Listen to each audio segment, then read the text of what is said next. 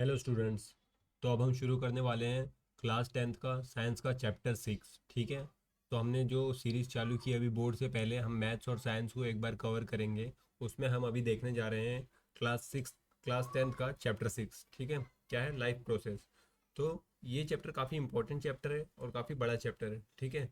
तो life process इसमें basically हम पूरी बायो के बारे में जानेंगे कि किस तरीके से एक्सक्रीशन सिस्टम है, किस तरीके से न्यूट्रिशन है, किस तरीके से बॉडी वर्क करती है, किस तरीके से ट्रांसपोर्टेशन ऑफ द फूड है, ब्लड है, ये होगा।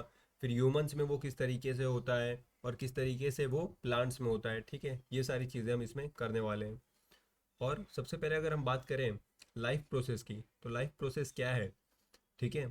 हम कैसे डिसाइड करते हैं कोई चीज़ लिविंग है या कोई चीज़ नॉन लिविंग है? ठीक है। तो इसमें बेसिकली हम वही डिस्कस करने वाले हैं कि कैसे हम डिसाइड करते हैं कि कोई चीज़ लिविंग है या कोई चीज़ नॉन लिविंग है। तो हमारा सबसे पहला फैक्टर क्या होता है कोई चीज़ लिविंग या नॉन लिविंग है? तो हम देखते हैं मूवमेंट है, कोई इंसान है वो मूव कर रहा है। ठीक है। जैसे कोई चल रहा है तो हम जान जाते हैं कि हाँ वो जिंदा है, जी रहा है। दूसरी बात, कोई सो रहा होता है तो हमें कैसे पता चलता है कि वो जीवित है या मर गया है? ठीक है। तो हम देखते हैं कि वो सांस लेता है तो मूवमेंट होती है थोड़ी सी, यानी उसकी ब्रीदिंग मूवमेंट से भी हम पता लगा सकते हैं कि वो जिंदा है। अब ये तो बात हुई एनिमल्स और इंसानों की, ह्यूमंस की। लेकिन क्या प्लांट और ट्रीज, उनको कैसे पता लगे? वो भी तो लिविंग है। तो कैसे पता लगाया जाए कि वो जीवित है या मर गए हैं? ठीक है। तो अगर बात करें प्लांट्स की, तो हम देखते हैं एक चीज़, उनमें भी मूवमेंट होती है। वो भी छोटे से बड़े बड़े बड़े बड़े हो रहे हैं, ग्रीन है। ठीक है। लेकिन क्या वो मूवमेंट विजिबल है? क्या हम देख पाते हैं? जैसे इंसान चल रहा है हम तुरंत देख पाते हैं, लेकिन प्लांट्स को क्या हम बड़े होते हुए देख पाते हैं? नहीं। वो ओवर एक लॉन्ग पीरियड का प्रोसेस होता है, जिसके बाद ही हमें पता चलता है कि हाँ प्लांट बढ़ रहे हैं। ठीक है। तो ये कुछ पर्टिकुलर चीज़ें हैं जिससे हम पता लगाते हैं कोई चीज़ जीवित है, उसका लाइफ प्रोसेस चल रहा है। ठीक है। लेकिन सिर्फ ये मूवमेंट ही एक क्राइटेरिया नहीं है, और भी चीज़ें हैं। न्यूट्रिशन है, कि किस तरीके से वो न्यूट्रिएंट्स है, किस तरीके से खाना खा रहा है, खाना ले रहा है, कैसे उसका लाइफ चल रहा है, उसके अंदर का ट्रांसपोर्टेशन कैसे हो रहा है, न्यूट्रिएंट सप्लाई कैसे किए जा रहे हैं, उसका एक्सक्रीटरी सिस्टम कैसा है, कैसे वो वेस्ट प्रोडक्ट बाहर निकाल रहा है। ठीक है। तो ये सारी चीज़ें भी ज़रूरी है जानने के लिए कि कोई पर्टिकुलर चीज़ जीवित है या नहीं। तो इस चैप्टर में हम वही जानेंगे कि बेसिकली प्लांट्स और एनिमल्स, इन दोनों चीज़ों में उनका लाइफ जो है कैसे चलता है, उनके अंदर रेस्पिरेशन, एक्सक्रीशन, ट्रांसपोर्टेशन, न्यूट्रिशन, ये चीज़ें किस तरीके से होती हैं। ठीक है। तो चलिए देखना शुरू करते हैं हम इस पूरे चैप्टर को। ठीक है।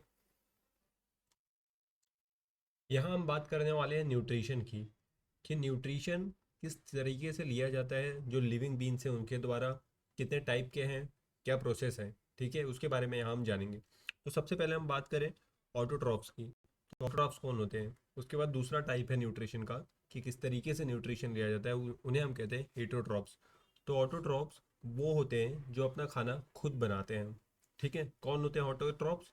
जो अपना खाना खुद बनाते हैं, जो किसी के ऊपर डिपेंडेंट नहीं है। ठीक है। जो इंडिपेंडेंट है। और हीटरोट्रॉप्स कौन होते हैं? जो किसी और के ऊपर डिपेंडेंट है अपने खाने के लिए। ठीक है। यानी जैसे कि अगर हम ऑटोट्रॉफ की बात करें तो एग्जाम्पल हो जाएंगे प्लांट्स, और हीटरोट्रॉफ्स की बात करें तो एग्जाम्पल हो जाएंगे एनिमल्स। ठीक है। क्योंकि प्लांट्स अपना खाना खुद बनाते हैं और ये प्लांट एनिमल्स हैं, ये प्लांट के ऊपर डिपेंडेंट होते हैं अपने खाने के लिए। इसलिए जो एनिमल्स हैं वो हीटोट्रॉफ्स हैं और जो प्लांट्स हैं वो ऑटोट्रॉफ्स हैं। ठीक है। अब देखो, हीटरोट्रॉप्स और ऑटोट्रॉप्स, तो इसमें भी और आगे डिवाइड किया गया है और टाइप्स हैं। तो अगर हीटरोट्रॉप्स की बात करें तो सबसे पहले आता है सेप्रोफाइटिक न्यूट्रिशन। सेप्रोफाइटिक मतलब जो डेड एनिमल्स के ऊपर फीड करते हैं, जैसे फंगी हो गए, यीस्ट हो गए। ठीक है। और माइक्रो ऑर्गेनिजम्स हो गए। वो सारे क्या होते हैं? सेप्रोफाइट्स होते हैं। वो लोग डेड एनिमल्स के ऊपर फीड करते हैं, जो मरे हुए जानवर होते हैं उनके ऊपर वो खाना खाते हैं। ठीक है। तो उन्हें हम सेप्रोफाइट्स कहते हैं। और पैरासाइटिक क्या कहते हैं? यानी जो किसी और की बॉडी से खून निकाल के, खाना निकाल के खाए, उसे पैरासाइटिक कहते हैं। जैसे लीच, जोक, जोक जानते होंगे आप, जो किसी बॉडी के ऊपर चिपक जाती है और उससे खून निकाल कर अपना फूड खाती है, उसे पैरासाइटिक कहते हैं। या जैसे टीक हो गई, जो गाय भैंस होते हैं या डॉगी होते हैं उनके ऊपर देखो टिक्स रहती हैं, वो जुए जैसे। ठीक है। वो उनके बॉडी से फूड निकालते हैं, तो उन्हें हम पैरासाइटिक न्यूट्रिशन कहते हैं। होलोजोइक न्यूट्रिशन, होलोजोइक न्यूट्रिशन जैसे हमारा, हम ह्यूमंस क्या है, होलोजोइक न्यूट्रिशन है। ऑटोट्रॉफ्स की बात करते हैं।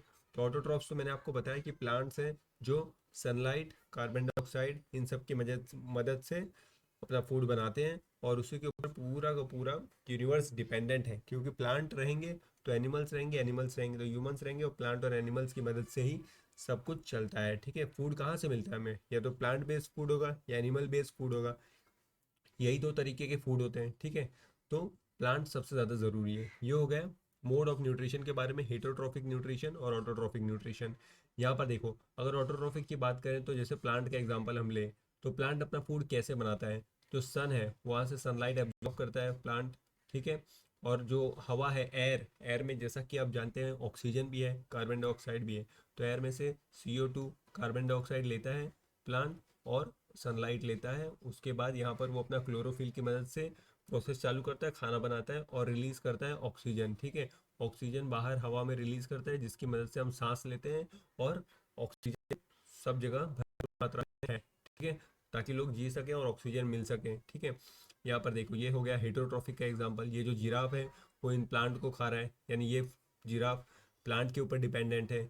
इसलिए जो इंडिपेंडेंट है प्लांट, उसे हम ऑटोट्रॉफिक कहते हैं। ऑटो, ऑटो मतलब सेल्फ। ठीक है, हीटरो, हीटरो मतलब दो लोग, डिफरेंट डिफरेंट, यानी डिफरेंट डिफरेंट चीज रहेंगी, ये खुद के ऊपर डिपेंडेंट नहीं है हीटरो। ठीक है, ये बात हो गई ऑटो और हीटरो की।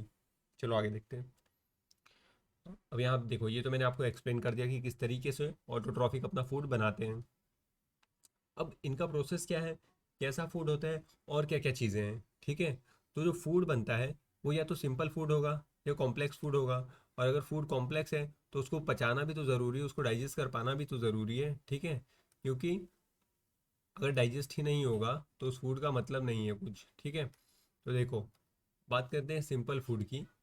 तो अगर फूड सिंपल होगा तो उसको डाइजेस्ट करने के लिए हमें किसी स्पेशल एंजाइम की ज़रूरत नहीं होती है, वो ऑटोमेटिकली डाइजेस्ट हो जाते हैं। लेकिन कभी कभी कॉम्प्लेक्स फूड भी हो जाता है, तो जब कॉम्प्लेक्स फूड होता है तो हमें एंजाइम्स की ज़रूरत होती है। एंजाइम्स क्या होते हैं?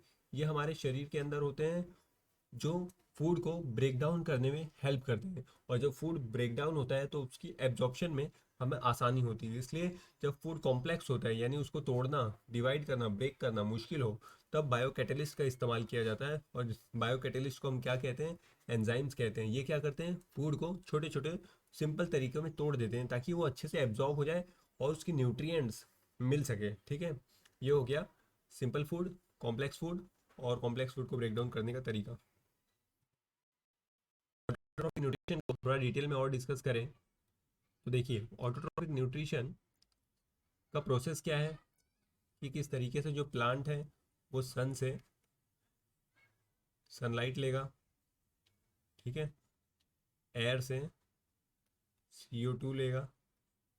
ठीक है, सनलाइट लिया, CO2 लिया, और यहाँ पर क्लोरोफिल है इसके पास। क्या है? क्लोरोफिल है। ठीक है, तब इसके बाद ये अपना प्रोसेस करेगा अंदर, और इसके बाद रिलीज करेगा ऑक्सीजन, जो इसके लिए वेस्ट होगा लेकिन इंसानों के लिए बहुत ही यूज़फुल है। तो ये प्रोसेस हो गया ऑटोट्रॉफिक न्यूट्रिशन का। और ऑटोट्रॉफिक न्यूट्रिशन कौन करता है? प्लांट करता है। और प्लांट जो अपना फूड है, जो एक्सेस फूड बन जाता है, उसको किस फॉर्म में स्टोर करता है? स्टार्च के फॉर्म में। ठीक है, स्टार्च। और स्टार्च क्या है? स्टार्च एक कार्बोहाइड्रेट सोर्स है, कार्बोहाइड्रेट। ठीक है, कितने तरीके के न्यूट्रिएंट्स होते हैं? कार्ब होता है, प्रोटीन होता है, और फैट होता है। ठीक है, और सबसे ज़्यादा एनर्जी तो फैट से मिलती है, लेकिन जो सबसे ज़्यादा यूज़ किया जाता है एनर्जी लेने के लिए वो होता है कार्बोहाइड्रेट। इसको भी डिस्कस करेंगे आगे। ठीक है, तो यहाँ पर फिलहाल आप याद रखिए कि ऑटोट्रॉफिक न्यूट्रिशन प्लांट देते हैं, और प्लांट अपना खाना स्टार्च के रूप में सेव करके रखते हैं, स्टोर करके रखते हैं। और ग्लाइकोजन, ग्लाइकोजन क्या है? अब प्लांट ने अपना खाना स्टार्च के रूप में सेव करके रखा है, स्टोर करके रखा है। इंसानों की बात करें, ह्यूमंस की बात करें, तो ह्यूमंस अपना खाना किस तरीके से स्टोर करते हैं? जैसे हमने जो खाना खाया, हमारे शरीर को जितने एनर्जी की रिक्वायरमेंट है हमारा शरीर उसे ले लेता है, लेकिन उसके बाद भी बहुत सारे न्यूट्रिएंट्स बच जाता है, बहुत सारी एनर्जी बच जाती है। तो उसको हमारा शरीर स्टोर करके रखता है ताकि फ्यूचर में हमें उसकी ज़रूरत पड़े तो वो शरीर हमारा उसका इस्तेमाल कर सके। ठीक है, तो जो ह्यूमंस है उसकी बॉडी एक्सेस एनर्जी को स्टोर करके रखती है ग्लाइकोजन के फॉर्म में। ठीक है, तो ग्लाइकोजन के फॉर्म में एनिमल्स और इंसान के शरीर में स्टोर होता है, स्टार्च के फॉर्म में प्लांट के शरीर में स्टोर होता है। ठीक है, देखो यहाँ पे भी आप देख सकते हो किस तरीके से सनलाइट कार्बोहाइड्रेट, वाटर मिलता है, ऑक्सीजन बाहर निकलता है। अब बात करते हैं फोटोसिंथेसिस जो होता है वो कैसे होता है, ठीक है। तो फोटोसिंथेसिस प्रोसेस जो है उसको देखते हैं एक बार कि किस तरीके से किया जाता है। तो कार्बोहाइड्रेट और वाटर, ये दो चीज़ आती हैं, और फिर सनलाइट आती है, और क्लोरोफिल का प्रेजेंस होता है। तब जाके हमें क्या मिलता है, कार्बोहाइड्रेट मिलता है, ऑक्सीजन मिलता है। ये तरीका है, ये प्रोसेस है फोटोसिंथेसिस का। एक्चुअल इक्वेशन क्या है, 6 Ca2, ये बैलेंस इक्वेशन है, प्लस 6 Ca2 है, और वाटर मॉलिक्यूल्स हैं कितने, वाटर मॉलिक्यूल्स 12 है, 12 वाटर मॉलिक्यूल्स हैं। उसके बाद ये बनाता है कार्बोहाइड्रेट, यानी C6H12O6 plus 6O2 plus 6H2O। ये हमारा फोटोसिंथेसिस का इक्वेशन है, बैलेंस इक्वेशन है, ठीक है। 6CO2 12H2O gives you C6H12O6 जो कार्बोहाइड्रेट है, 6 ऑक्सीजन और 6 वाटर मॉलिक्यूल्स, ठीक है। तो ये फोटोसिंथेसिस का प्रोसेस है। अब क्या स्टेप्स इसमें इन्वॉल्व है, किस तरीके से ये होता है, उसको भी डिस्कस करते हैं। तो सबसे पहले जो क्लोरोफिल है वो लाइट को एब्जॉर्ब करता है, जो सनलाइट आती है वो क्लोरोफिल द्वारा एब्जॉर्ब कर ली जाती है। अगर क्लोरोफिल नहीं होगा तो फोटोसिंथेसिस प्रोसेस नहीं हो सकता है। इसलिए क्लोरोफिल का भी एक अपना इंपॉर्टेंस है, अपना रोल है, ठीक है। उसके बाद क्या होता है, जो हमारा वाटर मॉलिक्यूल है, वाटर मॉलिक्यूल क्या होता है, H2O। तो इसके अंदर हाइड्रोजन है, ऑक्सीजन है, ठीक है। तो फिर इसका हाइड्रोलिसिस होता है, हाइड्रोलिसिस, लिसिस मतलब ब्रेक डाउन, हाइड्रो मतलब वाटर, तो वाटर का ब्रेक डाउन होता है, ठीक है, हाइड्रोलिसिस हो जाता है। ऑक्सीजन अलग होता है, हाइड्रोजन अलग हो जाता है, ठीक है, H अलग हो जाता है, O अलग हो जाता है। फिर रिडक्शन ऑफ CO2, जो CO2 है उसका रिडक्शन होता है, यानी जो कार्बन डाइऑक्साइड गैस है वो रिड्यूस होके कार्बोहाइड्रेट बन जाता है, ठीक है। कार्बन डाइऑक्साइड गैस रिड्यूस होके कार्बोहाइड्रेट शुगर बन जाती है, जो हमारा फूड होता है, प्लांट का फूड होता है, ठीक है। तो ये सारा प्रोसेस इन्वॉल्व होता है। तो हमने क्या देख लिया, प्रोसेस कैसे है, और ये ऑटोट्रॉफिक कौन है, कैसे होता है, क्या प्रोडक्ट मिलता है, और क्या उसमें रिएक्टेंट्स होते हैं, और क्या हमें बन के मिलता है, ठीक है। सारी चीज़ें हमने जान ली। अब बात करते हैं थोड़ा और मॉलिक्यूलर लेवल पे जाते हैं कि कैसे चीज़ें होती हैं। तो देखो, जो लीव्स होते हैं, लीव्स उसके अंदर ऐसे सिस्टम होते हैं, देखो ये हमारा लीव्स है, उसके अंदर ऐसे सिस्टम होते हैं। अगर ये पत्ता है तो ऐसे, अगर और माइक्रोस्कोपिक लेवल पे देखेंगे तो क्लोरोप्लास्ट होता है, जिसके अंदर ऐसे थैलाकॉइड्स होते हैं, ग्रेना होते हैं ऐसे, ठीक है। तो ये क्लोरोफिल देखो, इसी के अंदर क्लोरोफिल भी ऐसा होता है, ये उसका स्ट्रक्चर आपको याद करने की ज़रूरत नहीं है, ऐसा उसका स्ट्रक्चर होता है, मॉलिक्यूलर फार्मूला होता है, ठीक है। तो उसके अंदर ही ऐसे थैलाकॉइड्स होते हैं, ग्रेना होते हैं, और इसकी मदद से ही सारी चीज़ें हम कर पाते हैं, ठीक है। तो ये पूरी बिल्डिंग को ग्रेना बोलते हैं, और एक एक जो गोला है उसको थैलाकॉइड बोलते हैं, ठीक है। तो यहाँ पर ही क्लोरोप्लास्ट, क्लोरोफिल होते हैं, और यही सारे सनलाइट एब्जॉर्ब करते हैं, हाइड्रोलाइसिस करते हैं, फिर सारा फोटोसिंथेसिस यहीं पर होता है, इन्हीं के ऊपर डिपेंडेंट है, ठीक है। अगर प्लांट में क्लोरोफिल नहीं रहेगा तो ये फोटोसिंथेसिस वाली प्रक्रिया नहीं हो पाएगी, ठीक है। बहुत सारे प्लांट आपने देखे होंगे दूसरे कलर के होते हैं, क्यों, क्योंकि उसमें ग्रीन क्लोरोफिल नहीं होता है। तो क्या उसमें फोटोसिंथेसिस नहीं होता है, होता है, लेकिन उसमें क्लोरोफिल नहीं, कुछ और होता है जो सेम प्रोसेस करता है, ठीक है। तो ये भी याद रखना। और यहाँ पर और बात करते हैं, और थोड़ा जाते हैं मॉलिक्यूलर लेवल पे, किस तरीके से सनलाइट आती है, कितना एयर लेना है अंदर, कितना कार्बन डाइऑक्साइड लेना है, फिर कितना ऑक्सीजन बाहर निकालना है, वो कैसे होता है। स्टोमेटा, स्टोमेटा जो है हमारा लीव्स के अंदर, ठीक है, क्या है स्टोमेटा, जैसा हमारा स्टमक है उस तरीके से, उस सिमिलर सिमिलर नाम है स्टोमेटा। तो प्लांट के जो पत्ते होते हैं उसमें जो स्टोमेटा होता है, वहाँ पर ऐसी ओपनिंग्स होती हैं, जब वो खुल जाता है, ठीक है, तो एयर आना जाना शुरू हो जाता है, कार्बन डाइऑक्साइड आएगी, O2 रिलीज होगी, और जब बंद हो जाएगा तो कुछ भी नहीं हो पाएगा। तो एनवायरमेंट के हिसाब से ये खुलता और बंद होता है, और इस हिसाब से प्रक्रिया चलती है। तो ये स्टोमेटा आप देख सकते हैं कि किस तरीके से यहाँ पे क्लोरोप्लास्ट है, ये सेल वॉल है, ये ओपन हो जाता है ऐसे, और ये टाइट हो जाता है, बंद हो जाता है। फिर आवन जावन जो ऑक्सीजन और कार्बन डाइऑक्साइड गैस का है वो बंद हो जाता है, ठीक है। तो स्टोमेटा के ऊपर भी बहुत कुछ डिपेंडेंट होता है।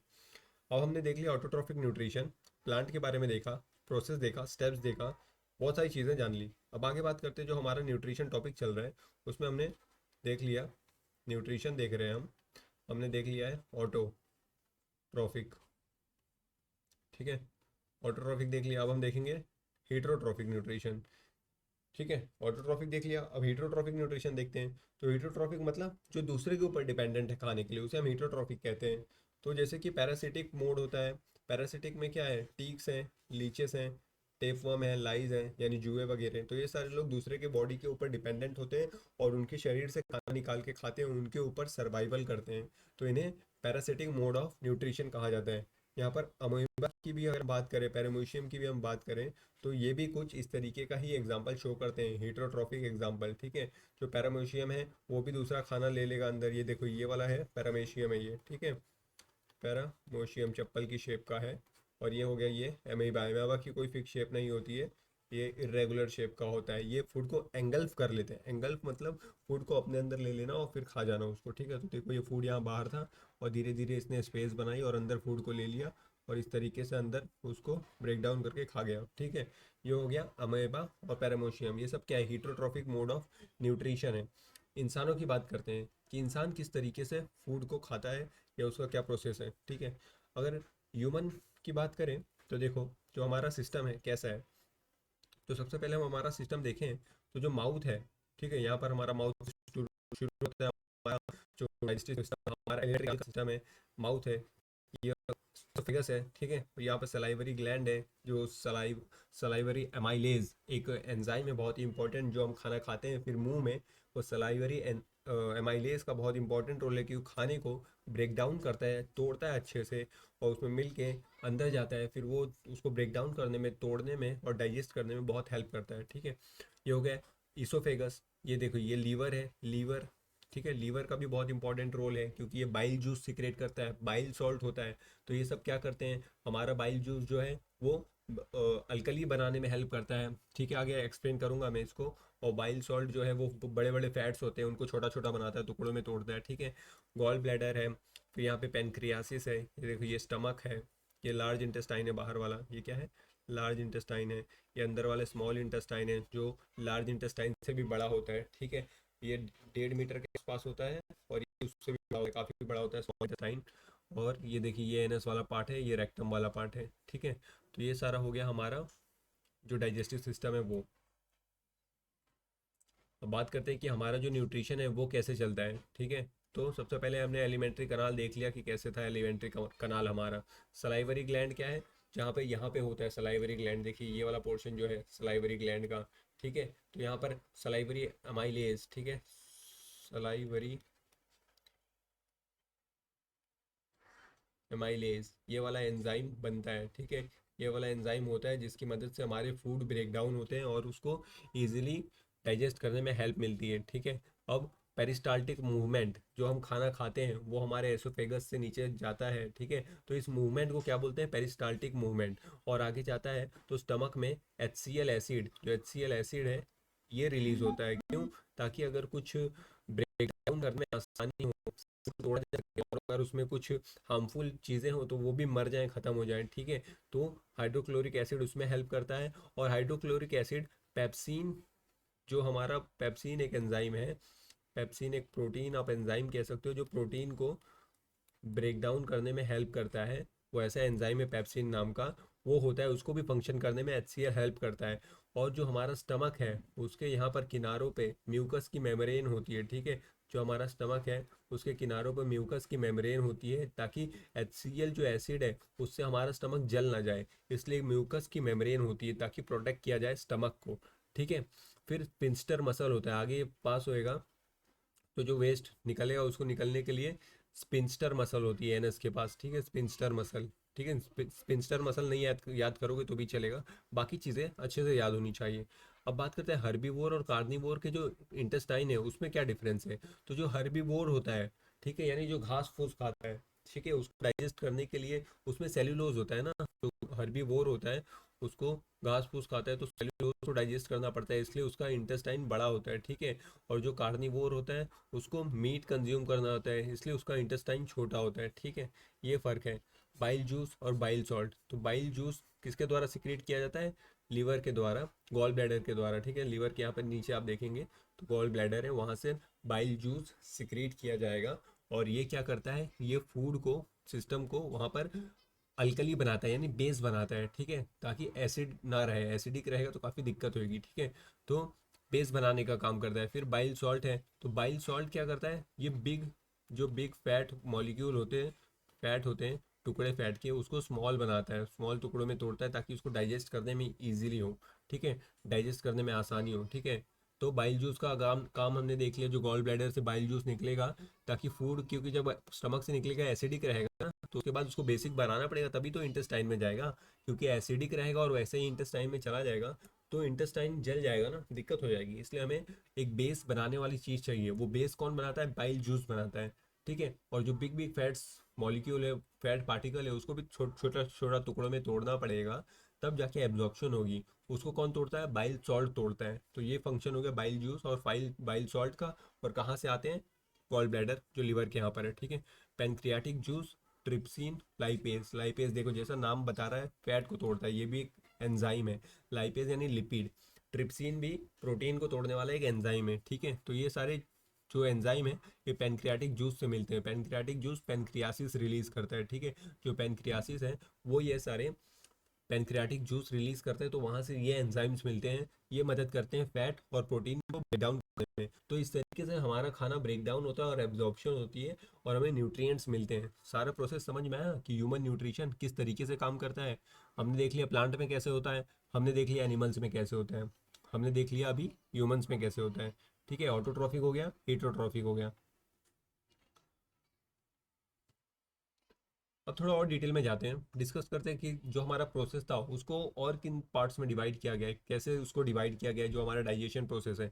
तो जो डाइजेशन प्रोसेस है वो 5 हिस्सों में डिवाइड किया गया है। पहला होता है इंजेशन, दूसरा डाइजेशन, तीसरा एब्जॉर्प्शन, चौथा एसिमिलेशन और पांचवा इजेशन, ठीक है। इस तरीके से जो हमारा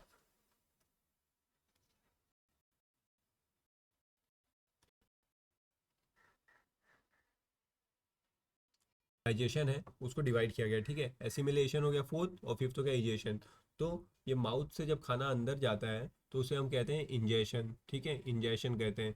और जब वो नीचे उतरेगा पेट के पास जाएगा तो वहाँ पर होता है डाइजेशन, ठीक है, डाइजेशन, ये पूरा प्रोसेस। फिर इंटेस्टाइन में क्या होता है? इंटेस्टाइन में ये होता है एब्जॉर्प्शन, एब्जॉर्प्शन होता है, ठीक है। और फिर जो लार्ज इंटेस्टाइन है जिसमें देखो जब खाना पेट से निकलता है और स्मॉल इंटेस्टाइन में जाता है, ठीक है, तो मोस्टली ज़्यादातर जो फूड पार्टिकल्स हैं, ज़्यादातर न्यूट्रिएंट्स है वो एब्जॉर्ब कर ही लेता है। लेकिन जो थोड़ा बहुत वाटर मॉलिक्यूल्स, थोड़े बहुत वाटर और थोड़ा बहुत एसेंशियल अगर बच जाए तो वो लार्ज इंटेस्टाइन में निकाला जाता है, ठीक है। लेकिन मोस्ट ऑफ दी चीज़ें स्मॉल इंटेस्टाइन में ही एब्जॉर्ब कर ली जाती हैं, क्योंकि वहाँ पर विली विली होता है, अभी बताऊंगा आगे विली क्या है। वो सारा का सारा चीज़ें एब्जॉर्ब कर लेते हैं, ठीक है। तो फिर ये लार्ज इंटेस्टाइन जाएगा, तो जो लार्ज इंटेस्टाइन में प्रोसेस होता है उसे हम कहते हैं एसिमिलेशन, ठीक है, एसिमिलेशन। फिर लास्ट में एनस के थ्रू बाहर निकल जाएगा तो इसे हम क्या कहेंगे? इजेशन, ठीक है, इजेशन कहेंगे, इजेशन। सारा प्रोसेस समझ में आया, ठीक है। देखो ये है विल्ली, ये स्मॉल इंटेस्टाइन में प्रेजेंट होता है।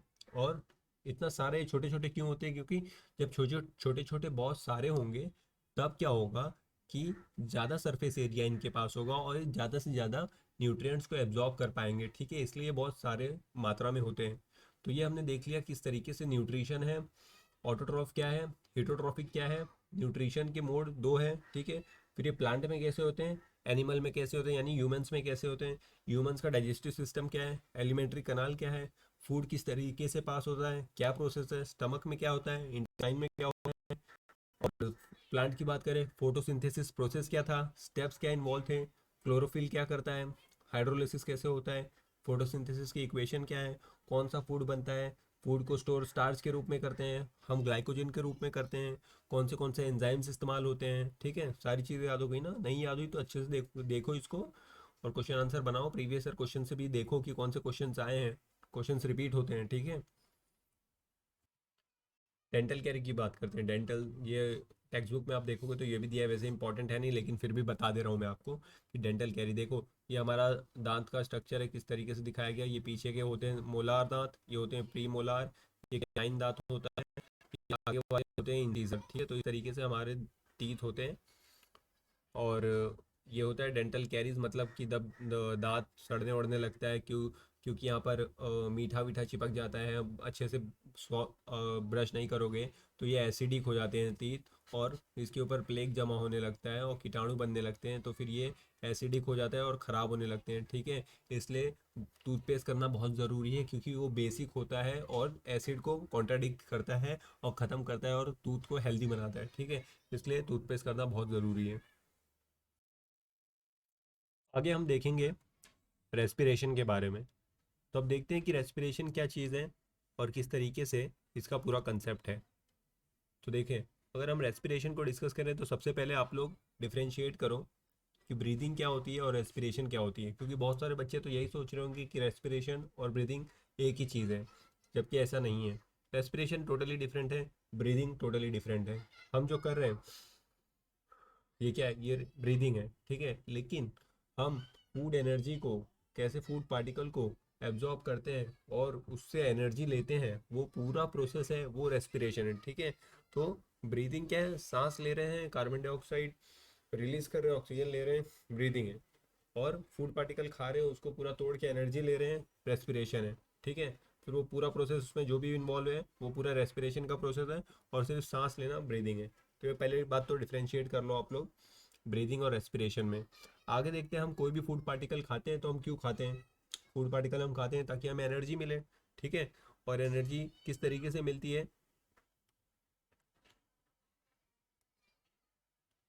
तो देखो हम कोई भी फूड पार्टिकल खाते हैं ताकि हमें मिले एनर्जी। तो एनर्जी किस तरीके से, किस फॉर्म में स्टोर होती है शरीर में, एटीपी के फॉर्म में। ठीक है, तो सबसे पहले कोई भी फूड, यहाँ पर ग्लूकोज दिया गया है, तो ग्लूकोज मतलब कोई भी फूड है वो बॉडी में गया, फिर उसको ब्रेक डाउन किया जाता है, छोटे छोटे सिंपल बनाया जाता है। तो उसको ब्रेक डाउन करके पहले पायरोवेट बनाया जाता है। ठीक है, पायरोवेट बनाएंगे, वो 3 कार्बन का मॉलिक्यूल होता है। जो हमारा ग्लूकोज है, जो हमारा फूड है, वो 6 कार्बन का होता है। ठीक है, तो पहले 3 कार्बन का पायरोवेट बनता है, फिर 3 प्रोसेस डिपेंड करते हैं। अगर एब्सेंस ऑफ ऑक्सीजन है तो क्या बनेगा, इथेनॉल बनेगा, कार्बन डाइऑक्साइड गैस बनेगी, एनर्जी बनेगा। ठीक है, यानी अगर O2 एबसेंट है, माइनस है, नहीं है O2, अगर ऑक्सीजन नहीं है, इनएरोबिक, ठीक है, इथेनॉल बनेगा। और लैक ऑफ ऑक्सीजन है, यानी ऑक्सीजन है, कम है मसल के अंदर, तो लैक्टिक एसिड बन जाएगा। इसलिए कभी भी अगर हमें ऑक्सीजन नहीं मिल रहा है और हम ज़्यादा वर्कआउट कर रहे हैं तो हमारे जो मसल्स है उसमें उसमें क्रैम्प्स पड़ जाते हैं। ठीक है, तो वो लैक्टिक एसिड फॉर्म हो जाता है इसलिए। ठीक है, और प्रेजेंस ऑफ O2 में, यानी जब O2 प्रेजेंट होगा तब क्या बनेगा, तब कार्बन डाइऑक्साइड बनेगी, वाटर बनेगा, एनर्जी बनेगा। ठीक है, यानी जो हमारा प्रोसेस है, हम ऑक्सीजन लेते हैं और फूड खाते हैं, तो माइटोकॉन्ड्रिया जो है, powerhouse of the cell कहा जाता है शरीर में, powerhouse of the cell mitochondria को कहा जाता है। क्यों, क्योंकि माइटोकॉन्ड्रिया ही है जो एनर्जी बनाने का काम करता है,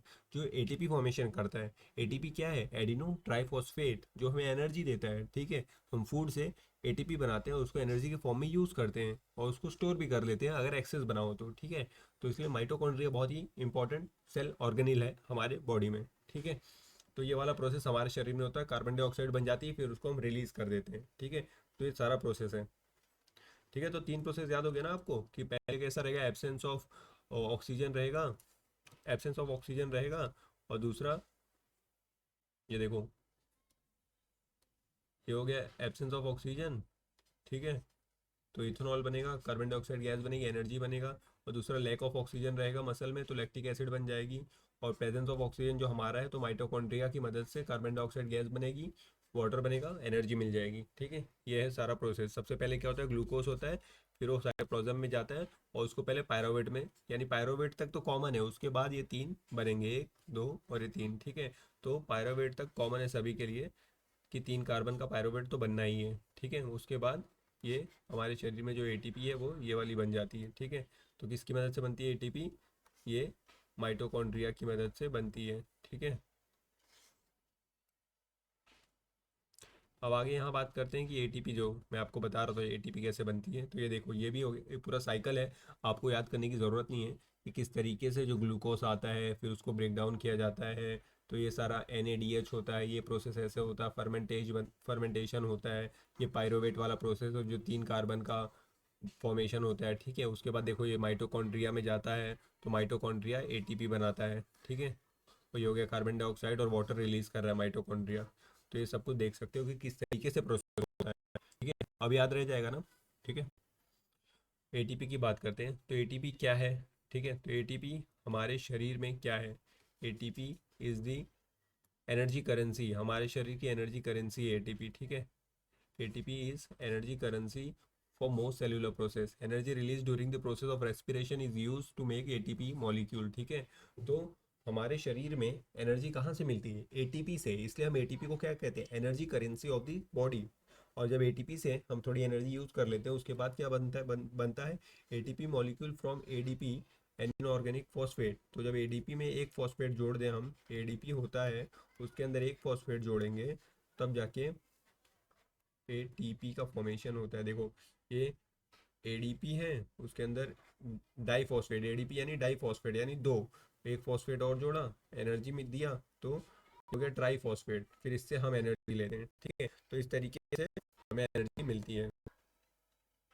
अब बात करते हैं डे और नाइट के कंसेप्ट के बारे में, कि किस तरीके से जो प्लांट है वो डे में किस तरीके से फॉर्म वर्क करता है और नाइट में किस तरीके से वर्क करते हैं प्लांट्स। हम क्या कहते हैं? प्लांट जो है ऑक्सीजन रिलीज करते हैं और कार्बन डाइऑक्साइड लेते हैं, ताकि हमारा बेनिफिट हो सके, हमें ऑक्सीजन मिल सके। लेकिन क्या आपको मालूम है कि रात में भी ऐसा होता है? जी नहीं, बिल्कुल नहीं। रात में मामला अलग है। क्यों? क्योंकि रात में प्लांट जो है ऑक्सीजन रिलीज करते हैं। क्यों? बहुत सारे लोगों को लगता है ये बात पहली बार पता चली होगी, है राइट? हम्म। तो डे में कार्बन डाइऑक्साइड गैस लेते हैं, ऑक्सीजन रिलीज करते हैं। लेकिन नाइट में ऑक्सीजन लेते हैं और कार्बन डाइऑक्साइड गैस रिलीज करते हैं। इसलिए नाइट में कभी भी पेड़ के नीचे नहीं सोना चाहिए। ठीक है, तो डे में ही पेड़ का छाया साए में रहना अच्छा है, रात में नहीं। बात करें एक्वाटिक एनिमल, टेरेस्ट्रियल एनिमल, क्यों बात करेंगे? देखेंगे इनका क्या प्रोसेस है, रेस्पिरेशन ये कैसे करते हैं। ठीक है, क्या इनकी प्रक्रिया है रेस्पिरेशन करने की। तो एक्वाटिक एनिमल कैसे एनर्जी लेते हैं, कैसे श्वास लेते हैं, ऑक्सीजन लेते हैं, फिर अंदर अपना प्रोसेस करते हैं, फूड को ब्रेक डाउन करते हैं, एनर्जी लेते हैं। तो एक्वाटिक एनिमल्स ऑक्सीजन कैसे लेते हैं? तो इन्होंने भी डिफरेंट डिफरेंट ऑर्गन्स बना रखे हैं डिपेंडिंग अपॉन द एनिमल। फिर जैसे फिश हो गई, वो गिल्स के थ्रू ऑक्सीजन लेते हैं, अंदर अपना मेटाबॉलिक प्रोसेस करते हैं और एनर्जी बनाते हैं। अगर टेरेस्ट्रियल एनिमल्स की बात करें, जैसे हम इंसान हैं, टेरेस्ट्रियल यानी जो लैंड पे रहते हैं, हम इंसान लैंड पे रहते हैं ना, कोई पानी में रहने वाला तो नहीं है यहाँ पे? हाँ, अगर है तो बता देना। तो हम इंसान लैंड पे रहते हैं। ठीक है, हम ऑक्सीजन लेते हैं और हमारा जो प्रोसेस है वो करते हैं, फिर एटीपी रिलीज करके एनर्जी लेके अपना मस्त जीते हैं। ठीक है, तो ये हो गया एक्वेटिक और टेरेस्ट्रियल में किस तरीके से रेस्पिरेशन के प्रोसेस होते हैं, उन्होंने अपने डिफरेंट ऑर्गन बना रखे हैं।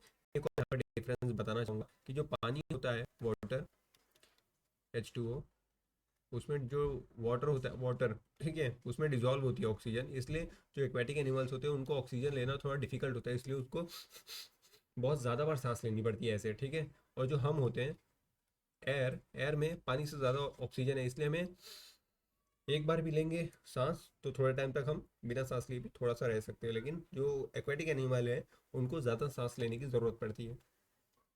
यहाँ पे बात करते हैं हमारे सिस्टम की, कि किस तरीके से हमारा सिस्टम है, कैसे हम सांस लेते हैं, कैसे हमारा प्रोसेस चलता है। ठीक है, तो देखो, अगर हम बात करें यहाँ पर, रेड कलर लेना सही रहेगा अभी फ़िलहाल। देखो, ये हो गया नेज़ल पैसेज, यहाँ से हम सांस लेते हैं। ये होगी माउथ कैविटी, ये हो गया फेरिंग्स वाला इलाका, ये हो गया लेरिंग्स, ये ट्रैकिया है ये। ठीक है, यहाँ पे रिंग्स ऑफ कार्टिलेज है, ये लंग्स है अंदर, ये रिब केज है। ठीक है, ये देख सकते हो आप, रिब केज है। ये एल्वियोलाई है, यही सबसे इंपॉर्टेंट लोकेशन है जहाँ पर आप कह सकते हो कि ट्रांसलेशन यानी कि रिलीज और एक्सचेंज ऑफ दी CO2 और O2 होता है। ठीक है, एक्सचेंज ऑफ CO2 और O2 कहाँ होता है? एल्वोलाई में। तो सबसे इंपॉर्टेंट लोकेशन यही है, जो रेस्पिरेटरी ब्रोंक्यूल्स में होते हैं। ये सारी चीज़ें क्या है, ये देखो, ये ब्रोंक्यूल्स हैं, फिर ब्रोंक्यूल्स आगे फर्दर डिवाइडेड है ब्रोंक्यूलिस में, और ब्रोंक्यूलिस आगे है एल्वियोलर, एल्वी एल्वियोलर, एल्वियोलर सेक, एल्वियोलर सेक, क्या बोलो? एल्वियोली बोलो, एल्वियोली। ठीक है, एल्वियोली में एक्सचेंज ऑफ CO2 और O2 होता है। ठीक है, ये CO2 वापस लंग्स को दे देगा, ताकि वहाँ, और ये O2 पूरे बॉडी में फैला देगा। ठीक है, तो इस तरीके से चीज़ें होती हैं। अब डिपेंड करता है कि O2 किस तरीके से बॉडी में फैलता है, उसको हम देखते हैं। समझ गए ना अब ये प्रोसेस कैसे हुआ? यहाँ से हमने सांस लिया और ये अंदर गया यहाँ पर, फिर O2 और गया आगे, और यहाँ पर जो एल्वियोलर सैक है वहाँ पहुँचा, और वहाँ से ये पूरे शरीर में O2 जो है वो फैल गया। ठीक है, इस तरीके से O2 फैला, और पूरे शरीर से CO2 पूरे शरीर से आया यहाँ पर एल्वियोली में गया, यहाँ से वापस से हमने रिलीज कर दिया CO2। ठीक है, तो इस तरीके से exchange of O2 and CO2 होते रहता है। अब डिफ्यूजन और हेमोग्लोबिन की बहुत ही इंपॉर्टेंट कंसेप्ट है यहाँ पर, कि क्यों हमारे शरीर में हम हीमोग्लोबिन का इस्तेमाल करते हैं ऑक्सीजन को पूरे शरीर में फैलाने के लिए, क्यों डिफ्यूजन का प्रोसेस नहीं इस्तेमाल करते हैं। क्या यहाँ पर किसी को डिफ्यूजन का प्रोसेस पता है? बताता हूँ। तो देखो डिफ्यूजन क्या है, पहले कलर चेंज करना ज़रूरी है, येलो। अगर हम बात करें डिफ्यूजन की, तो डिफ्यूजन प्रोसेस क्या होता है। सपोज करो ये कोई मेम्ब्रेन है, इसके इस तरफ पानी है, इस तरफ सॉल्ट है, प्लस थोड़ा सा पानी है। तो यहाँ पर आप देखोगे तो कॉन्सेंट्रेशन यहाँ पर ज़्यादा है सॉल्ट की, और ये पूरा मीठा पानी, यानी यहाँ पर सॉल्ट नहीं है, तो ये ज़्यादा कॉन्सेंट्रेशन है, तो पानी यहाँ से यहाँ जाएगा। ठीक है, कब तक जाएगा? जब तक दोनों की कॉन्सेंट्रेशन सेम ना हो जाए। ठीक है, तो इसे हम क्या कहते हैं? Diffusion process. डिफ्यूजन प्रोसेस, ठीक है, यानी ऑटोमेटिकली हाई प्रेशर से लो प्रेशर की तरफ जाता है। ठीक है, तो यहाँ पर पानी ज़्यादा है, यहाँ पर पानी कम है, तो दोनों का जब तक प्रेशर सेम ना हो जाए तब तक हाई प्रेशर से लो प्रेशर की तरफ जो मूवमेंट है वो होती रहेगी। ऐसा ही अगर हम बात करें, ये पानी की टंकी है यहाँ ऊपर, और ये टंकी है पानी की कहाँ, सपोज करो यहाँ है। ठीक है, तो यहाँ पानी यहाँ तक है, और यहाँ पानी पूरा भरा हुआ है, तो ये तक नहीं चाहिए जब तक दोनों सेम लेवल पे ना जाए। ठीक है, तो ये एक तरीका डिफ्यूजन का एग्जांपल है कि किस तरीके से हाई लेवल से low level, high pressure to low pressure चीज़ें फ्लो होती हैं। ठीक है, तो अगर इस तरीके से डिफ्यूजन के भरोसे अगर हम बैठेंगे कि डिफ्यूजन होगा, और जहाँ पर हम बाहर से ऑक्सीजन लेंगे हमारे शरीर में, और फिर ये हाई प्रेशर से लो प्रेशर धीरे धीरे हमारे पूरे शरीर में फैलेगा, तो अगर उसके भरोसे बैठेंगे तो 3-4 साल लग जाएगा डिफ्यूजन के प्रोसेस से। ठीक है, इसलिए हम सहारा लेते हैं हीमोग्लोबिन का। हीमोग्लोबिन हमारे शरीर में आरबीसी के अंदर होता है। ठीक है, तो ये क्या करता है, ये ऑक्सीजन के साथ बाइंड हो जाता है, और पूरे शरीर में इजीली फटाफट ऑक्सीजन फैला देता है। ठीक है, क्योंकि हमारा जो ब्लड है वो ऑक्सीजन बहुत ज़्यादा ज़रूरी है ना कैरी करना सभी जगह पे। और CO2 की बात करते हैं कि CO2 ब्लड में बहुत इजीली घुल जाता है एज़ कम्पेयर टू O2। ठीक है, O2 से इजीली घुल जाता है CO2, इसलिए हीमोग्लोबिन का सहारा लेना बहुत ज़रूरी है, वरना डेफिशिएंसी हो जाएगी ऑक्सीजन की और बॉडी फंक्शन करना बंद कर देगी। तो इसलिए हीमोग्लोबिन का अपना इंपॉर्टेंस है, और डिफ्यूजन का प्रोसेस इसलिए नहीं इस्तेमाल किया जाता है, और या फिर बॉडी वैसी बनी है कि डिफ्यूजन नहीं फॉलो कर सकती है हमारी बॉडी। ठीक है, तो ये हमने देख लिया कि किस तरीके से न्यूट्रिशन था, किस तरीके से रेस्पिरेशन प्रोसेस था। तो ये दो कंसेप्ट हमने कवर कर लिए। रेस्पिरेशन में हमने कवर किया कि किस तरीके से एनर्जी माइटोकॉन्ड्रिया से मिलती है। ठीक है, किस तरीके से एनर्जी माइटोकॉन्ड्रिया से मिलती है। ये वाली चार्ट हमने कवर की, किस तरीके से एल्वियोली से एक्सचेंज ऑफ CO2 होता है। Aquatic animal, terrestrial animal, day night का क्या सीन है। फिर ATP जो हमारी एनर्जी करेंसी है, ये देख लिया हमने। ठीक है, फिर ये जो 3 प्रोसेस है, जो ग्लूकोज है वो 3 प्रोसेस में ब्रेक डाउन होता है, वो कवर किया हमने। ठीक है, और जो डिफरेंस होता है रेस्पिरेशन और ब्रीदिंग का, तो सारी चीज़ें अच्छे से रिवाइज करिए, याद करिए। चलिए अब डिस्कस करते हैं ट्रांसपोर्टेशन के बारे में, कि शरीर में ट्रांसपोर्टेशन क्या है, किस चीज़ की ट्रांसपोर्टेशन होती है, और क्या ज़रूरी है, क्या प्रोसेस है। शुरू करते हैं। आगे हम बात करते हैं भी ट्रांसपोर्टेशन की, तो किस तरीके से ह्यूमन बॉडी में और जो प्लांट है उसमें जो एसेंशियल न्यूट्रिएंट्स हैं उनका सप्लाई किस तरीके से किया जाता है, उसके बारे में डिस्कस करते हैं। तो देखो, अगर ह्यूमन बॉडी की बात करें तो जो ब्लड है वो एक कनेक्टिव टिश्यू है, जिसके थ्रू पूरी की पूरी बॉडी कनेक्टेड है। ठीक है, तो ब्लड क्या है, एक कनेक्टिव टिश्यू है।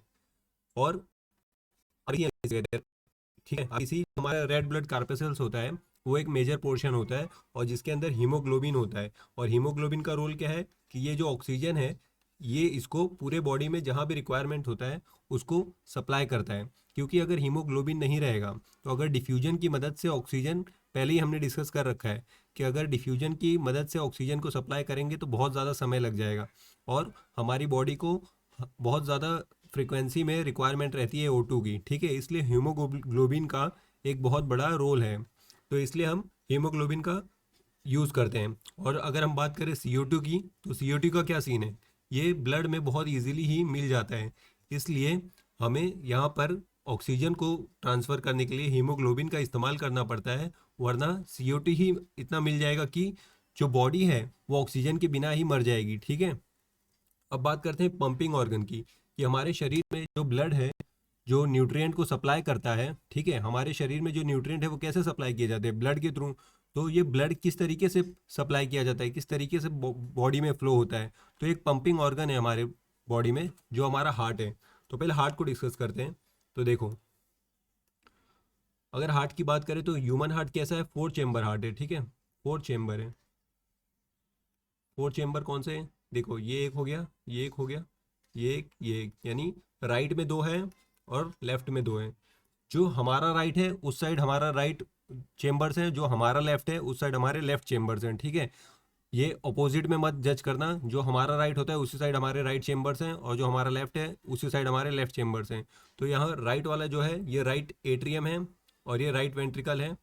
यहाँ पे देखो ये लेफ्ट एट्रियम है और ये लेफ्ट वेंट्रिकल है। तो जो राइट वाला पोर्शन है ये यूज़ किया जाता है, जो डीऑक्सीजनेटेड ब्लड है, ठीक है, उसको दोबारा लंग्स में भेजने के लिए यूज़ किया जाता है।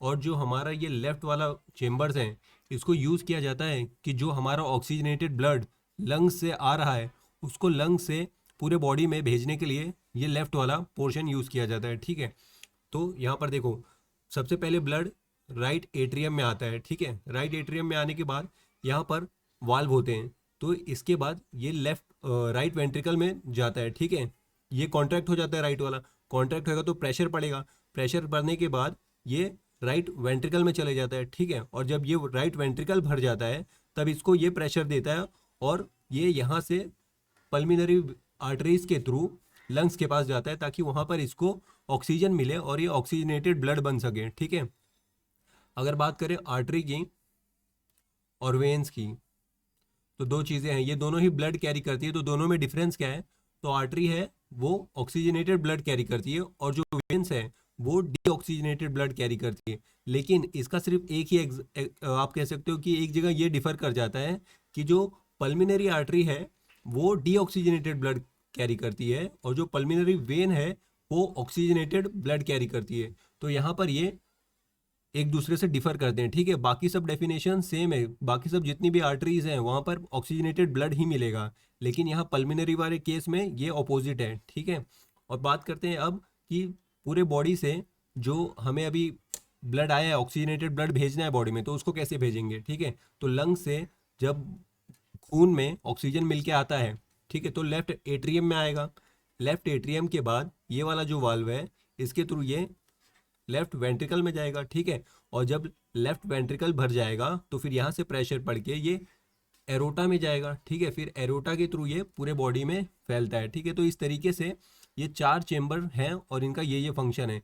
और ये हमारा कैसा सर्कुलेशन है, डबल सर्कुलेशन है। ठीक है, डबल सर्कुलेशन क्यों है, क्योंकि एक बार आने पर ये 2 चेम्बर से होकर गुजरता है, इसलिए हम इसे डबल सर्कुलेशन कहते हैं। ऐसा सभी प्राणियों के साथ नहीं है। ठीक है, ऐसा आपको बताऊंगा कि किन किन के साथ सिंगल सर्कुलेशन भी है। तो ये देखो, ये हमारा पंप है और इसकी साइज़ कितनी है, हमारी जो मुट्ठी होती है फीस्ट उस साइज़ का हमारा हार्ट होता है। ठीक है, और हमारा हार्ट कैसा है, 4 चेम्बर हार्ट है। और सर्कुलेशन प्रोसेस सभी हमने देख लिया किस तरीके से। सबसे पहले कहाँ जाएगा, सबसे पहले अगर हम बात करें डीऑक्सीजनेटेड वाले की, तो राइट वाले में जाएगा, राइट एट्रियम में, और फिर राइट एट्रियम से जाएगा यहाँ पर राइट वेंट्रिकल में, और फिर यहाँ से ये चले जाएगा पल्मिनरी आर्टरी में। ठीक है, पल्मिनरी आर्टरी में। और अगर ऑक्सीजनेटेड वाले की बात करें तो यहाँ लेफ्ट वाले से आएगा लेफ्ट एट्रियम में, और लेफ्ट एट्रियम से जाएगा लेफ्ट वेंट्रिकल में, और फिर यहाँ पर जब प्रेशर पड़ेगा तो ये वापस से चले जाएगा एरोटा में, और एरोटा से ये पूरे बॉडी में फिर सर्कुलेट करेगा। ठीक है, तो इस तरीके से इसका सर्कुलेशन प्रोसेस है। और हम इसे क्या कहते हैं, डबल सर्कुलेशन। डबल सर्कुलेशन क्यों कहते हैं, क्योंकि एक बार ये एट्रियम में जाएगा फिर वेंट्रिकल में जाएगा, तो इस तरीके से 2 बार घूमता है। ठीक है, और बाकी बहुत सारे ऐसे प्राणी हैं जिनके अंदर ये 4 बार ऐसे नहीं घूमेगा, सिर्फ एक ही बार पास होएगा, ऑक्सीजनेटेड होएगा, फिर फैल जाएगा पूरे शरीर में, और एक ही बार आएगा डीऑक्सीजनेटेड ब्लड लेके, फिर उसके अंदर ऑक्सीजन मिलाएगा लंग्स में और फिर वापस भेजेगा। ठीक है, तो इस तरीके से होता है बाकी लोगों में। यहाँ देखो, यहाँ हम डबल सर्कुलेशन समझ सकते हैं। देखो यहाँ पर दिया गया है pulmonary artery to the lungs, ये पल्मिनरी आर्टरी लंग्स पे जा रही है, ये वेना कावा है, और ये फ्रॉम द बॉडी, यानी बॉडी से खून आ रहा है इस तरीके से। और पल्मिनरी आर्टरी, पल्मिनरी देखो आर्टरी वैसे कौन सा ब्लड कैरी करती है, ऑक्सीजनेटेड ब्लड, लेकिन ये पल्मिनरी आर्टरी यानी ये deoxygenated, deoxygenated blood blue colour में देखो रिजेंबल कर रहा है, ठीक है। तो पल्मिनरी आर्टरी से लंग्स के पास ब्लड जाएगा, फिर वहां पे इसको ऑक्सीजन मिलेगा और फिर ये rest हो जाएगा, यानी इसके अंदर ऑक्सीजन आ गया है, ठीक है। पल्मिनरी वेन ऑक्सीजनेटेड ब्लड लेके हार्ट के पास आ रही है, और फिर ये अपना प्रोसेस जो एट्रियम से वेंट्रिकल और वेंट्रिकल से एरोटा के पास सप्लाई करने का जो प्रोसेस है वो चालू कर देगा, ठीक है। देखो ये एरोटा से अब पूरी बॉडी में जा रहा है, टू दी बॉडी, ठीक है। तो इस तरीके से ये डबल सर्कुलेशन होता है। अब एम्फीबियंस की बात करते हैं। एम्फीबियंस और रेप्टाइल्स जो होते हैं ये 3 चेम्बर्ड होते हैं, यानी इनके अंदर कितने चेम्बर्ड हार्ट होता है, 3 चेम्बर्ड हार्ट होता है। जैसे इंसान का 4 है वैसे इनके अंदर 3 होंगे। जो फिशेस हैं उनके अंदर कितना है, 2 चेम्बर हैं, ठीक है। और इनके अंदर सिंगल सर्कुलेशन देखा जाता है, सिंगल सर्कुलेशन। जैसे हमारे अंदर डबल सर्कुलेशन है वैसे जो मछलियां हैं उनके अंदर सिंगल सर्कुलेशन होएगा, ठीक है, क्योंकि उनके अंदर 2 बार एट्रियम और वेंट्रिकल ऐसे 2 बार नहीं पास होएगा, ऐसे एक ही सिस्टम है, उसके थ्रू यहाँ से पास होएगा, ठीक है। और फिर शरीर में पूरा पास हो जाएगा, फिर डीऑक्सीजनेटेड आएगा और यहाँ पे लंग्स के पास जाएगा और ऑक्सीजनेटेड होएगा, एक ही पास होएगा, ठीक है। उनको सिंगल सर्कुलेशन कहा जाता है। अब यहाँ पर ब्लड प्रेशर की बात करते हैं कि ब्लड प्रेशर क्या चीज़ है। तो देखो हमारी जो आर्टरीज हैं, ठीक है, वो कैसी होती हैं, पतली पतली पाइप्स जैसी होती हैं, ठीक है। तो ऐसी पतली पतली पाइप्स होती हैं, तो ये जितनी पतली होंगी और ब्लड जितना ज़्यादा होगा, जितना फोर्स में आएगा उतना ज़्यादा प्रेशर होगा, ठीक है। आप इसको नॉर्मल पाइप से भी रिलेट कर सकते हो कि एक नॉर्मल पाइप है, अगर उसके अंदर ज़्यादा आप पानी डालोगे तो उसके अंदर ज़्यादा प्रेशर आएगा, ठीक है। और वो जितना पतला होते जाएगा पाइप उतना प्रेशर बढ़ते जाएगा, और पाइप जितना मोटा होते जाएगा प्रेशर उतना कम होते जाएगा, ठीक है। तो यही सेम सिस्टम हमारी आर्टरीज हमारी नसों के साथ भी है, ठीक है। तो ये नॉर्मल कितना होता है, 120 mm ऑफ एच जी क्या है, मर्क्यूरी, और 80 mm ऑफ एच जी, ठीक है। तो 120 कब होगा, जब ये कॉन्ट्रैक्ट करेगा, ठीक है, तब ये होगा 120, और जब ये रिलैक्स करेगा तब होगा 80 mm ऑफ एच जी, ठीक है। देखो कॉन्ट्रैक्शन को हम क्या कहते हैं, सिस्टोल, सिस्टोल, ठीक है। सिस्टोल जब करेगा तब 120 हो जाएगा, और जब रिलैक्स करेगा यानी डायस्टोल करेगा, ठीक है, तब 80 हो जाएगा। सीधी सी बात है, जब रिलैक्स करेगा यानी जो पाइप है वो रिलैक्स है, यानी ज़्यादा चौड़ी है, ज़्यादा बड़ी है, तो 80 mm है, प्रेशर कम है। और जब कॉन्ट्रैक्ट करेगा, ठीक है, तो यानी प्रेशर का जो डायमीटर है वो कम हो गया है, पाइप का डायमीटर। और जब डायमीटर कम हो जाएगा यानी पाइप पतली हो जाएगी, ठीक है, तब प्रेशर बढ़ जाएगा, तो 120 हो जाएगा। और ये इतना प्रेशर क्यों रिक्वायर होता है, तो अगर हमारे यहाँ ब्लड में प्रेशर नहीं रहेगा तो हमारे पूरे शरीर में हर एक ऑर्गन्स को ब्लड सप्लाई करना जो एसेंशियल है वो नहीं हो पाएगा। ज़्यादा प्रेशर रहेगा तभी पूरे शरीर तक, सर से लेके पैर तक ब्लड फ्लो हो पाएगा, ठीक है। और ब्लड प्रेशर मेजर करने के लिए कौन सा इक्विपमेंट यूज़ करते हैं, स्फिग्नोमैनोमीटर, ठीक है। इस डिवाइस का क्या नाम होता है, स्फिग्नोमैनोमीटर, ब्लड प्रेशर। और जब हाई ब्लड प्रेशर हो जाता है तो उसे हम हाइपरटेंशन भी कहते हैं, ठीक है, हाइपरटेंशन। देखो यहाँ पर आर्टरीज, वेन्स और कैपिलरीज इसका पूरा डिस्क्रिप्शन दिया है, डिफरेंस भी दिया हुआ है। अगर आर्टरीज की बात करें तो आर्टरीज में ऑक्सीजनेटेड ब्लड होता है, ठीक है। ये देखो ये आर्टरीज है, इसके अंदर ऑक्सीजनेटेड ब्लड रहेगा। ये वेन्स है, इसके अंदर डी ऑक्सीजनेटेड ब्लड रहेगा। और ये कैपिलरीज है, कैपिलरी जो आर्टरीज होती हैं उससे ऐसे और ब्रांचेस निकले रहते हैं और पतले रहते हैं, उसे कैपिलरीज कहते हैं, ठीक है। तो आर्टरीज का फंक्शन देखते हैं। तो फंक्शन क्या है, send blood from the heart, ठीक है, हार्ट से ब्लड बाकी ऑर्गन्स को सेंड करने का काम आर्टरीज करता है। वेन्स क्या करता है, जो send blood to the heart, यानी डीऑक्सीजनेटेड ब्लड शरीर से लेके हार्ट के पास लाता है। कैपिलरीज, कैपिलरीज का इतना फंक्शन याद करने की आपको ज़रूरत नहीं है, ठीक है। प्रेशर की बात करते हैं तो आर्टरीज में हाई प्रेशर रहेगा।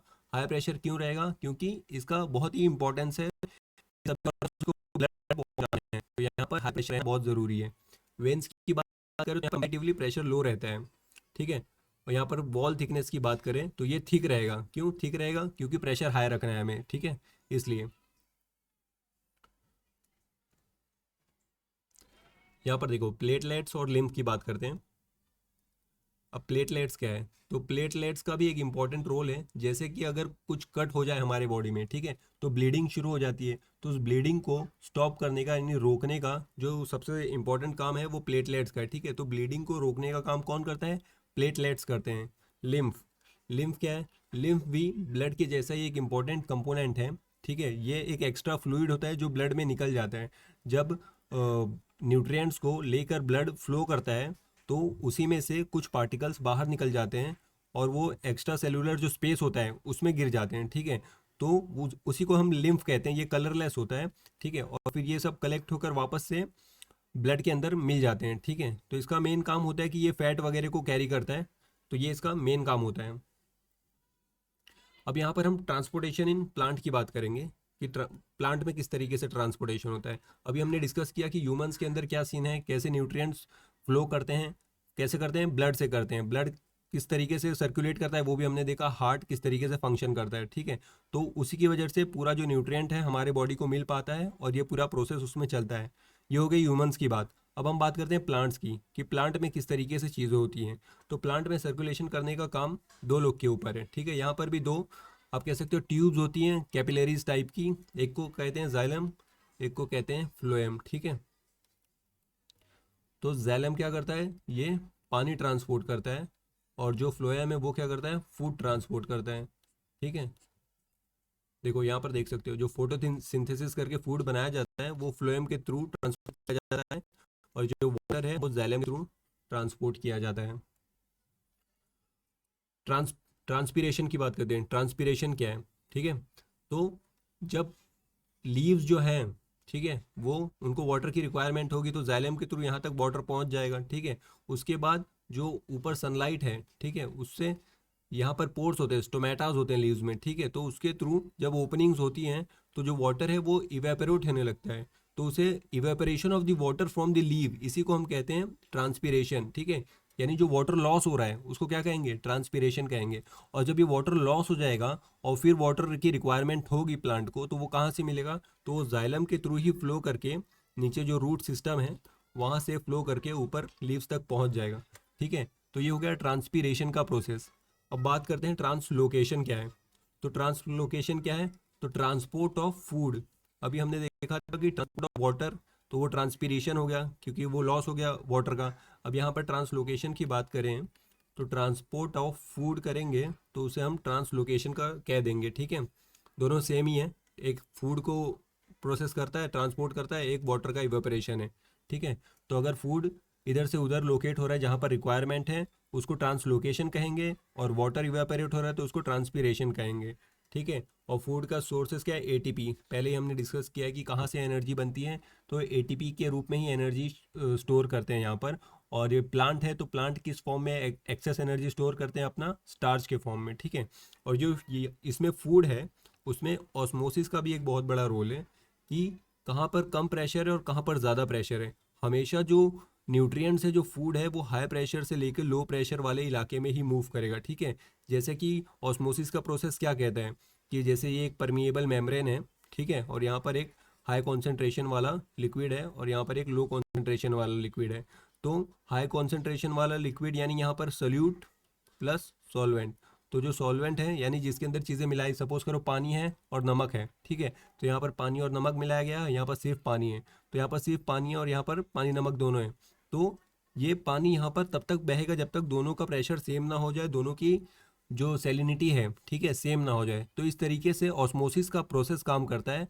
जो हाई प्रेशर है वहाँ से लो प्रेशर की तरफ मूव करता है। तो खाने का सिस्टम भी ऐसा ही है, फ्लोएम की जो फाइबर ट्यूब है उसके अंदर। ठीक है, तो ऐसे ही फूड भी फ्लो करता है। तो ये हमने डिस्कस किया किस तरीके से पानी और खाना प्लांट के अंदर मूव करता है। एक हो गया ट्रांसपीरेशन, एक हो गया ट्रांसलोकेशन, एक हो गया जाइलम और फ्लोएम, ये चार चीज़ें सीखी। ठीक है, अब आगे हम बात करते हैं एक्सक्रीशन की कि किस तरीके से प्लांट और ह्यूमंस में एक्सक्रीशन का प्रोसेस होता है। तो एक्सक्रीशन का मतलब क्या है, जब वेस्ट प्रोडक्ट को हमें बॉडी से बाहर निकालना है उसे हम एक्सक्रीशन कहते हैं। तो सबसे पहले अगर ह्यूमंस की बात करें तो जो हमारा किडनी का सिस्टम है वो हमारा एक्सक्रीटरी सिस्टम है। ठीक है, तो एक्सक्रीटरी सिस्टम में ह्यूमंस में क्या क्या आता है, तो किडनी आती है, यूरेटर है, यूरिनरी ब्लैडर है और यूरेथ्रा है। ठीक है, तो ये ह्यूमन एक्सक्रीटरी सिस्टम है। राइट किडनी, लेफ्ट किडनी, दो यूरेटर्स की पाइप, यूरिनरी ब्लैडर और यूरेथ्रा। ठीक है, और बात करें कि जो यूनिट होती है, स्ट्रक्चरल यूनिट होती है एक्सक्रीटरी सिस्टम की, उसे हम क्या कहते हैं, नेफ्रॉन कहते हैं। तो ये नेफ्रॉन बेसिकली क्या काम करता है, जो हमारा ब्लड होता है और जो हमारा वेस्ट प्रोडक्ट होता है, जो नाइट्रोजनियस वेस्ट प्रोडक्ट शरीर से बाहर निकालने की ज़रूरत होती है, जिसके अंदर यूरिया, यूरिक एसिड, ये सारी चीज़ें ज़्यादा प्रेजेंट होती हैं। क्या प्रेजेंट होता है? यूरिया और uric acid, urea, uric acid, ठीक है। ये हम निकालते हैं यूरिन के थ्रू, ठीक है।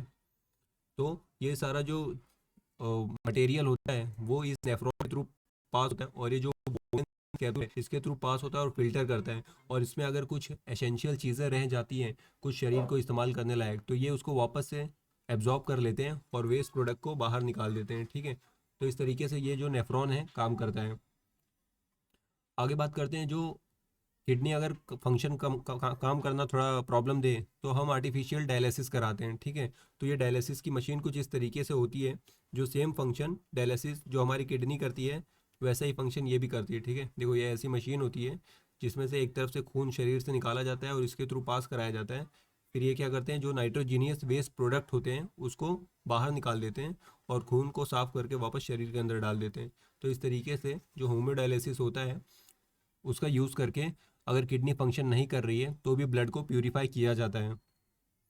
अब आगे बात करते हैं एक्सक्रीशन इन प्लांट्स में। अभी हमने देखा एक्सक्रीशन इन ह्यूमंस, ह्यूमंस में किस तरीके से होता है एक्सक्रीशन, किडनी के थ्रू, और जो यूरेथ्रा था, यूरिनरी ब्लैडर है, और उसके थ्रू पूरा प्रोसेस होता है और नेफ्रॉन का यूज़ किया जाता है जो ब्लड है उसमें से नाइट्रोजीनियस वेस्ट को एक्सट्रैक्ट करने के लिए, ठीक है। और जो एसेंशियल चीज़ें हैं वो शरीर वापस से एब्जॉर्ब कर लेती है। और नाइट्रोजीनियस वेस्ट प्रोडक्ट में क्या क्या है, यूरिया है, यूरिक एसिड है, ठीक है। ये सारी चीज़ें हैं। अब बात करते हैं प्लांट्स की। तो प्लांट्स में वेस्ट क्या होता है, तो जो प्लांट के लिए वेस्टफुल होता है वो ह्यूमंस के लिए काफ़ी एसेंशियल होता है, ठीक है। तो अगर हम बात करें प्लांट्स की, तो सबसे पहले ऑक्सीजन। ऑक्सीजन प्लांट के लिए वेस्ट प्रोडक्ट है। अगर डे टाइम की बात करें, ठीक है, तो डे में वो ऑक्सीजन रिलीज़ करता है, तो जो उसके लिए वेस्ट होता है, लेकिन ह्यूमंस के लिए काफ़ी इंपॉर्टेंट चीज़ है, ठीक है। लेकिन वहीं नाइट की बात करें तो नाइट में वो CO2 रिलीज़ करता है, ठीक है। तो ये उसका नाइट टाइम का एक्सक्रीशन है, यानी वेस्ट प्रोडक्ट है प्लांट के लिए, और ये ह्यूमंस के लिए भी अच्छा नहीं है, ठीक है। और कुछ और जो एक्सक्रीशन है प्लांट का उसके बारे में बात करें तो जैसे गम हो गया, रेजिन हो गए हैं, ये भी प्लांट्स के एक्सक्रीशन वेस्ट प्रोडक्ट है, ठीक है। तो और क्या होता है, जो ट्रांसपीरेशन होता है, ठीक है। ट्रांसपीरेशन अभी हमने डिस्कस किया था। ट्रांसपीरेशन क्या था, इवेपरेशन ऑफ द वाटर, ठीक है। जो वाटर लॉस होता है वो ट्रांसपीरेशन होता है, वो भी एक तरीके का इसका कि जो अनवांटेड चीज़ें हैं उसको रिलीज़ करने का प्रोसेस है, ठीक है। तो ये एक्सक्रीशन इन प्लांट हो गया। तो बेसिकली इतना ही था इस पूरे चैप्टर में। अभी ये वाले एक्सक्रीशन वाले पार्ट में हमने ह्यूमंस और प्लांट्स दोनों का एक्सक्रीशन डिस्कस कर लिया, और न्यूट्रिशन वाले पोर्शन में हमने ह्यूमंस और प्लांट्स दोनों दोनों के न्यूट्रिशन क्या होते हैं, कौन हेटेरोट्रॉफिक है कौन ऑटोट्रॉफिक है, वो डिस्कस कर लिया। ट्रांसपोर्टेशन में देख लिया किस तरीके से न्यूट्रिएंट्स हैं, ब्लड्स है, ये ह्यूमन में किस तरीके से फ्लो कर रहा है, ट्रांसपोर्ट कर रहा है, हार्ट का सिस्टम क्या है। फिर प्लांट का देखा, जाइलम फ्लोएम क्या है, ठीक है। तो बेसिकली पूरा ही चैप्टर हमने कवर कर लिया लाइफ एंड प्रोसेस का, और इस चैप्टर को यहीं पे ख़त्म करते हैं। चलो, थैंक यू।